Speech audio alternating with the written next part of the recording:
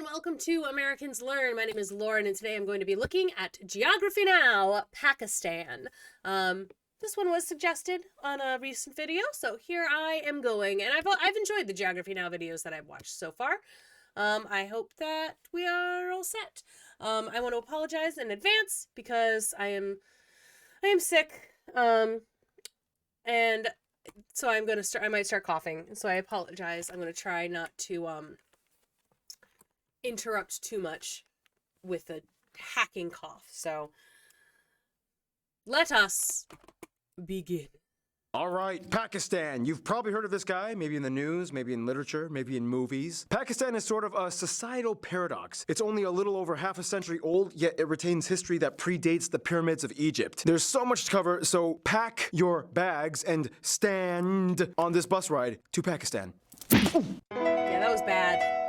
It's time to learn geography now! Hey everyone, I'm your host Barbs. Pakistan is kind of like the bridge between the Middle East and the rest of Asia. It is the only nation in the world known to have been established on the basis of religion alone. Well, what about me? I mean, originally kind of, yes, but you were like one unit with Pakistan, and then you got a second independence based on you not liking Pakistan. Oh yeah, that's right. By the way, you should really redo my episode. It's completely outdated and you totally stole that map from Jay Foreman. Oh, I met up with Jay in London. We had a jolly live stream chat and laughed about it. Calm down, he's cool with me. It's true, I am cool with it. I'm not really cool with it. Anyway, time for Pakistan. Pakistan. It's interesting because even the name, which means pure land, is even an acronym for the 5 former regions of British India that joined together: Punjab, Afghania, Kashmir, Sindh, and Baluchistan. Pakistan! Later, the I was added to just help with pronunciation. Anyway, the map. Pakistan is located in South Asia, surrounded by Iran, Afghanistan, China, and India, with the It's fun when you can make an acronym mean a word. Baluchistan. Pakistan! Later, the I was added to just help with pronunciation. Anyway, the map. Pakistan is located in South Asia, surrounded by Iran, Afghanistan, China, and India, with the Arabian Sea and Gulf of Oman in the south. The country is divided into 4 provinces and 3 territories, including the capital Islamabad that acts as its own territory. Keep in mind, the northern territories are administratively operated under Pakistan's government, but India still claims parts or most of them. The country's largest city and former capital, though, is Karachi in the Sindh province, with about 15 million people. It holds the largest and busiest airport, Karachi Jinnah International, and the largest shipping port, the port of Karachi, which handles about 60% of the nation's cargo. However, the largest deep sea port in the world is actually here in Gwadar. Recently, it has been going over massive renovations and construction funded by the Chinese as a means to help with access to the Indian Ocean. The nation's second largest city is Lahore in the Punjab province, which holds the 3rd busiest airport, Lahore Allama Iqbal International. The country has a vast, wide rail network extending from Karachi to Peshawar in the north, with branch lines extending to Iran, Afghanistan, and a proposed line that goes up to China. Awesome. Good job, guys. However, it would be very difficult considering that there are incredibly high mountains up further north, and today there is only one main road that crosses over from Pakistan into China. The N35 highway, otherwise known as the Karakoram Highway, the world's highest paved road at over 4,000 meters above sea level. This one little road is the life-giving artery on the 523-kilometer wide border that gives China access to the Indian Ocean and Pakistan access to the east, circumnavigating around India, which otherwise blocks them both. Yeah, I mean, it's really not hard to understand why China and Pakistan get along. It's like, give me access to the West! Ugh. Nope. and now my favorite part of any episode, territorial anomalies. Now, if you ask someone to draw the map of Pakistan, you might get a lot of different images depending on who you ask. Some might draw this, some might draw this, and those that don't know what maps are might draw this. But in regards to the Pakistani administered areas, as we discussed before, this whole region is disputed with India, and it is the site of the most militarized area on the planet, Jammu and Kashmir. In a condensed explanation, in this area, Pakistan and India want all of this, China just wants these parts. Pakistan and India had 3 wars. They drew a militarized line over here between India and Pakistan. Pakistan relinquished their claim to the Shaksam Valley over to China, but India did not agree and still claims it. All the while, all 3 countries converge on the Siachen Glacier, the second largest non-polar glacier in the world, on point NJ9842, and the dead man zone begins where nobody dares to do anything. Wow, that's complicated. That is... I mean, like, how do you, without war, how do you,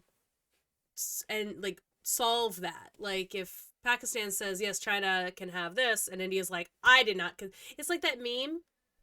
It's like the two people where it's like, one is like, I consent. The other one's like, I consent. And then Jesus is over here saying, I don't. It's like that. Like, how do you, like, do you just ignore it? Oops. Claims it. All the while, all three countries converge on the Siachen Glacier, the second largest non-polar glacier in the world, on point NJ9842, and the dead man zone begins where nobody dares to do anything. This is probably the most tense border point in the world. So there you go. Confusing Still? border stuff and weird tension with Chinese alliance. I mean, right now, today, I don't know about that. It's not a video about that, though. Pakistan! Some of the top spots you guys, the Pakistani geography suggested we mention in this video include places like Faisal Mosque, the Shandur Polo Grounds, the most dangerous hanging bridge in the world, Shangri-La Lake, the shipbreaking yard of Gadani. There's so many amusement parks like these. There are so many forts like these. There's even some Hindu sites like these. Of course, there are so many tombs and mausoleums. Here's a bunch of them. There's St. Patrick's Cathedral in Karachi. Everything else was gorgeous. The St. Patrick's Cathedral's fine, I guess, but like, these are cool looking. Dip, look at the temple. That's cool. The architecture on that, and like on a lot of it's just absolutely stunning. These, of course, there are so many. Like that. Look at this. How would I say that? Chalkandi. This one in the front, in the top. It looks like, oh, that's just, these are all stunning. Wow. Beautiful. Tombs and mausoleums, here's a bunch of them. There's St. Patrick's Cathedral in Karachi, Changamanga, Lahore Museum, Karachi War Cemetery, all of these UNESCO heritage sites, as well as these major archaeological sites. Yeah, you can see that there's a lot of backstory hidden within the valleys of Pakistan, and it goes way back to a very important river, which brings us to... Pakistan's landscape is incredibly diverse. If you look at Pakistan from above, you'll notice it has some very prominent and distinctly contrasting features. And it's very interesting how Pakistan used these features to their advantage. For one, Pakistan is kind of precariously situated right at the convergence of the Indian, Arabian, and Eurasian plate zones. This is what has created the dry, hilly area known as the Sulayman Range and the Baluchistan Plateau in the southwest. Despite the Balochistan province, the largest one, taking up about 44% of the country's land, only about 6% of the population lives here. This effectively makes Balochistan and Azad Kashmir the earthquake capitals of Pakistan. The capital of Balochistan, Quetta, was nearly destroyed in 1935, yet rebuilt. In the north, you can find the tallest peak, K2 or Chogori, the second tallest mountain in the world, straddling the border with the disputed Shaksam Valley that both India and China claim. Keep in mind, 5 of the 14 tallest peaks in the world, known as the 8000ers Club, are located in the north of Pakistan, 4 in the Gilgit-Baltistan territory alone. From there, going south, you see the one iconic powerhouse lifeline of the entire nation, the Indus River, fed by snowmelt from the mountains up north. This is the longest river in the nation that has dozens of branches and tributaries that essentially feed the entire country. And isn't the Indus River like one of the, like this is one of the places that we believe civilization began, right? Like in this area around the Indus River? Yes? It was like the Fertile Crescent? I feel like that was here.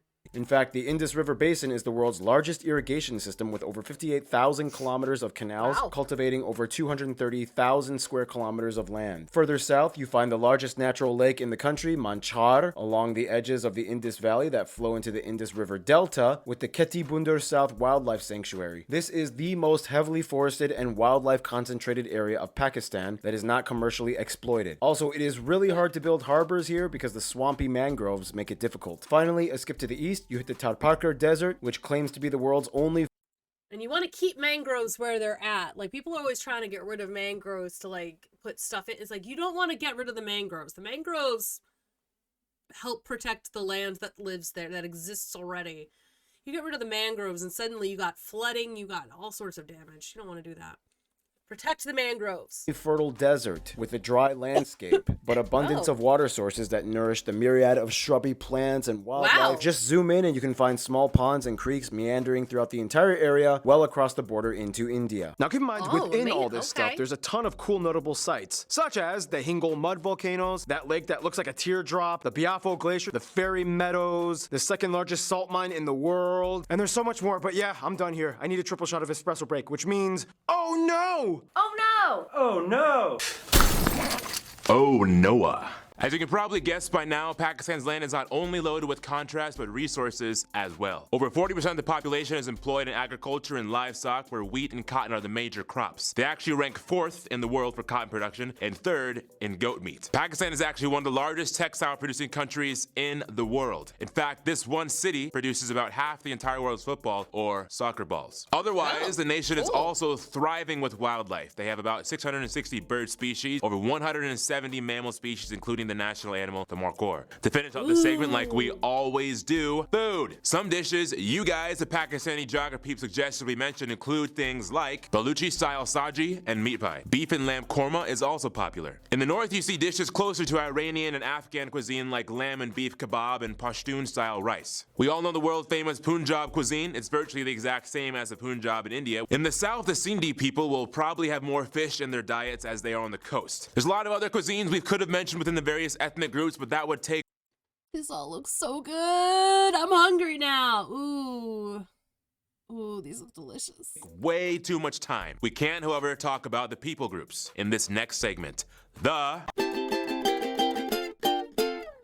Thank you, Noah. Now, the weird thing about the entire South Asian subcontinent is that when you look at the people, many of them look exactly alike, and you would just assume they're basically relatives. I mean, you have Pakistani Punjabis and Indian Punjabis, Pakistani Kashmiris, Indian Kashmiris. They have the same languages and same cultural traditions and history and customs, and in most cases, they really are family. But when it comes to nationhood and worldview, the dichotomy makes a clear boundary that splits one side from the other.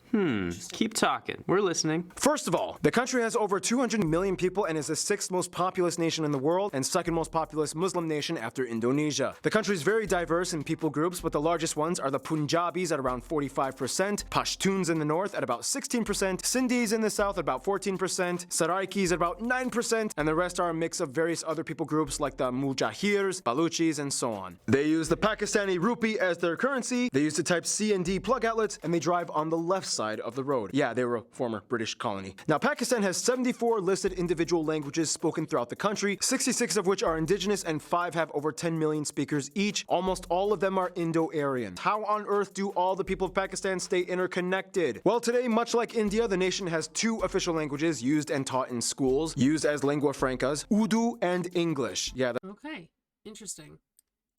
Very interesting. I really wish that, like, American schools focused more on, like, making sure that their students were bilingual. Like, I really, really wish that, like, they forced you to learn it from a really early age. Like, the most I learned of, like, Spanish before I took it in 7th grade was I could count to 10. I could say hello and goodbye. And that was it. Like, there was nothing. So it's just like, I really, really wish that we focused more on bilinguality. That I'm making up that word if it doesn't exist already here. that's right, it's pronounced Urdu, not Urdu.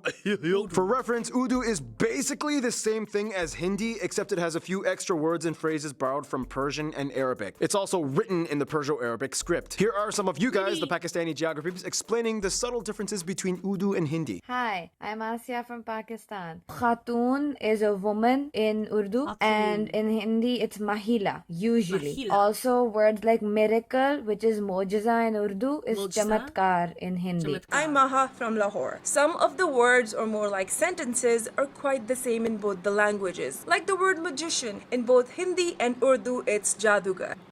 Jadugar. But to a Pakistani and an Indian, the language differences are quite stark. Let's take thank you for example. In Hindi, you would say dhanyavad, Dhanyavad. Dhanyavad? but in Urdu, you would say shukriya. Shukriya.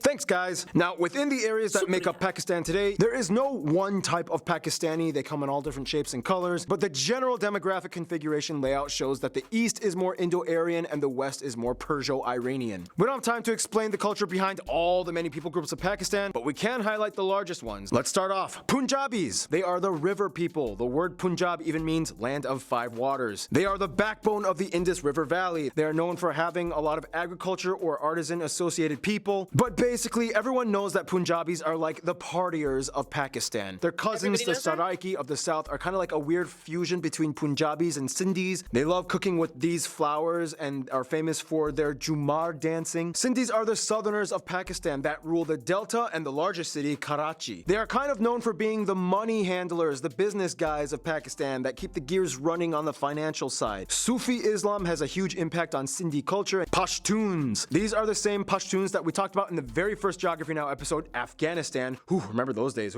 They are an Iranic people group related to the Persians and Afghani groups, not Indo-Aryan. Many of them still follow Pashtunwali, or the ancient self-governing tribal system that regulates everyday life activities in Pashtun communities. They have their own traditional clothing, festivals. Many celebrate Nowruz, the Persian New Year. And finally, Baluchis. They are the cousins of the Pashtuns, another Iranian people group. Like the Pashtuns, they have their own tribal societies. According to tradition, all the tribes are descended from one of the 5 children of Jalal Khan. So, I mean, is that true? Like the stuff that he said, like the little stereotypes or whatever that he was just giving. Would you, if you live in Pakistan, and I know some of you do, so, because some of you suggested I watch this video, so would y'all consider that accurate? What he just said there? Like, you know, we have certain stereotypes of what happens in certain areas of America too. So just, you know, it's like people talk about like New York, for instance, being where the money handlers are. Like Wall Street is like where people think about that. You know, the South is where things like farmers are, that kind of thing. So, tech bros in California, hippies before they were tech bros, but you know, so it's like, I just want to know, like, would you consider that accurate? You know? Anyway. At one point, there was kind of like a little bit of an insurrection amongst the Baluchi people for secession into an independent Baluchistan state. They are the most mineral-rich province in Pakistan, which is why their women are known for wearing some of the most lavish jewelry. And finally, we have to mention the cold mountain people, such as the Kashmiris, Baltis, Wakis, and so on. Kashmiris are Indo-Aryan, whereas Baltis are Sino-Tibetan. Nobody knows exactly what the Burushos are, but they exist. The Hunza people live the longest and have a super healthy special diet. The Kalash people have lots of blondes and redheads, and they practice a form of animism related to ancient Hinduism. And is that also true, the living the longest? Like, is that, tell me, give me details about that. I don't necessarily want to live that long, but tell me details if you have. There's so many other people groups, but we don't have time. That's the gist of it. That's how you make a Pakistan. Otherwise, there are some traits that most Pakistanis kind of universally follow. And with that, here's Random Hannah to explain with culture stuff. In Pakistan, no matter what region you go to, you are very likely to see the traditional dress called shalwar kameez. They come in all different colors and designs. India has Bollywood and Pakistan has Lollywood, the term used for the film industry centered around Lahore, mostly producing Urdu-speaking films so everyone can understand. Pakistan also has the most active and numerous UN peacekeepers, usually working in Islamic countries to help as mediators in religious-based conflict. Speaking of which, they have the 6th largest military force in the world. They are famous for the Wagah border ceremony done every day at the border with India. Many people know Pakistan and India as cricket powerhouses. However, they love field hockey and squash as well. They have the best performance in the world with 4 championships. And with squash, they have the most British Open squash championships and world championships as well. And finally, of course, at about 95% of the population adhering to it, Pakistan unites mostly under the Muslim faith. Nonetheless, the Constitution guarantees freedom of religion, and there are noticeable Hindu and Christian minorities. However, the Constitution does limit political rights of non-Muslims. For example, the president and prime minister must always be Muslim. And now, I'm sorry guys, but here's Keith with some music stuff. In Pakistan, there are three main general genres you will hear commonly throughout the country: traditional regional music, religious music, and modern music. A long time ago, before the European system was adopted, many places in the Indian subcontinent had a musical notation print called Swaralipi. It depicted notes, scales, and pitch. Raga music uses this a lot. Nonetheless, much of Pakistani music is based on improvisation and learned technique. Today, everything from Pakistani hip-hop, pop, and yes, even metal has been growing in the past few decades. I love how you were so pumped for half that sentence, Yep. and then you died at the end. Yeah, he kind of was. He was so and today and then it grew for the last decades. It's like he just went well back into his little persona here. Now, usually we don't sugarcoat everything here at Geography Now. I asked you guys, the Pakistani geography peeps, to explain some of the current issues Pakistan is facing today. They do have blasphemy laws enacted in their government system, which some see as a suppression of speech. Illiteracy and unemployment can also be high in certain areas as well. Just like their neighbors, human trafficking, especially of the homeless and homeless children, has been widely documented. Many officials like this guy are trying their best to fight against it. And finally, yes, we all know that there is a controversy with the jihadist terrorist organizations like Al-Qaeda that have been operating back and forth within regions of South Asia, often within Pakistani borders. This has been a constant struggle that the country has been facing. Their army has undergone numerous pursuits and clashes and battles against them. Terrorist attacks have killed over 30,000 people and caused over $67 billion in damage. Luckily, it has been in decline since the peak in 2009. Whew, yeah, Pakistan has beautiful land and people, but to quote Poison, every rose has its thorn. Hey man, I'm the music guy, man, dude. Sorry, Mr. Chance. Anyway, we gotta move on. History. In the quickest way I can put it, Neolithic Mergar people, Indus Valley civilization, Indo-Aryans migrate, Hinduism, Persians, Macedonians, Mauryans, a little bit of Buddhism comes in, weird confusing Indo-Greek Scythian Parthian kingdoms, more Hindu kingdoms, Arab Caliphate, Islam comes in, Turkic dynasty, Mongols, yeah, even the Mongols took a stab at it, weird regional kingdom era, Mughals, British, independence and partition, Pakistan is two parts, wars with India, Bangladesh breaks and doesn't want to be part of Pakistan anymore, first democratic transition from military rule, coups, military tension, China deals, country grows, and here we are today. And finally, here are some famous people you guys, the Pakistani geography, suggested we mention. Jahangir Khan, Sohail Abbas, Malala Yousafzai, a bunch of singers and actors like these people. There's just too many to mention. But one of the most famous ones would probably be Rahat Fateh Ali Khan. So many politicians and army people like these. I'm just gonna put it on the screen for you, as well as all these sports and athletic people. Mahbub ul Haq, Mir Muhammad Ali Khan, Abdul Qadir Khan, Abdul Salam, and Shahid Khan. A lot of poets and religious figures like these, but this one, Allama Iqbal, probably being one of the most prominent ones. Yeah, so many notable famous Pakistanis. I'm pretty sure a lot of people around the world have heard of them, which brings us to the world relations, which brings us to... Now you have to understand, Pakistan was kind of like a constructed state to consolidate religious communities in a former empire, so that means with Pakistan, a lot of their diplomacy depends on strategy. For one, even though they were a former colony, they still have a somewhat neutral-ish kind of amicable relationship with the UK. The UK has the largest population of Pakistanis in Europe. Many come from the Mirpur district, and you can still see much of the cultural influences in their society, such as cricket and driving on the left. They have generally good relations with the Gulf countries like the UAE, Saudi Arabia, Kuwait. Many Pakistanis moved there for work as expats. The past few years, though, there has been some controversy with mistreatment of Pakistanis and other expats by certain companies, but overall, the governments get along at least. Afghanistan and Iran are like their love-hate cousins. During terrorist conflicts, I mean, that's something, you know? Just because, like, the governments get along doesn't always mean that things are great if the governments are a little wonky. And I don't know. I didn't learn too much about the Pakistani government in this, so I can't say, but